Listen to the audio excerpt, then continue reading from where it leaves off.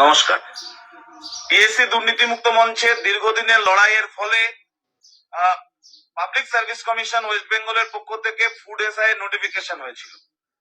অনেক তালবাহানার পরে গত 16 এবং 17 মার্চ পরীক্ষার ব্যবস্থা ছিল, কিন্তু 6টা শিফটে পরীক্ষা ছিল। 16 তারিখ এবং 17 তারিখ মিলিয়ে 6টা শিফটে পরীক্ষায় ব্যাপক বিশৃঙ্খলা, প্রশ্ন ফাঁস, বারান্দায় বসে ছেলেমেয়েরা পরীক্ষা দিচ্ছে, সেই সব ভিডিও আজকের ওপেন।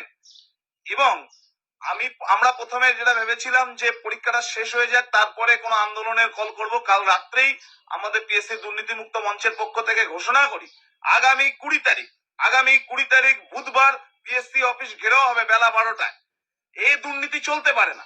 যারা প্রকৃত অর্থে পরীক্ষা দেবে, প্রিপারেশন নিয়ে পরীক্ষা দেবে, তারা পাশ করবে না। আর টাকা দিয়ে কিছু লোকের মাধ্যমে সাদা খাতা জমা দিয়ে যারা চাকরি পাবে, এই জিনিস চলতে পারে না।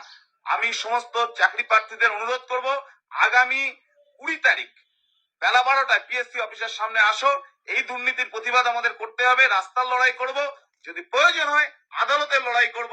পিএসসি দুর্নীতি মুক্ত মঞ্চ সারাক্ষণ চাকরি প্রার্থীদের সঙ্গে ধারাবাহিক লড়াই করবে, এর কোনো বিকল্প হতে পারে না। আপনাদের অনুরোধ, আগামী 20 তারিখ বেলা 12টায় পিএসসি অফিসের সামনে আসুন। দেখা হবে, লড়াইয়ের মঞ্চে লড়বো এবং এই দুর্নীতি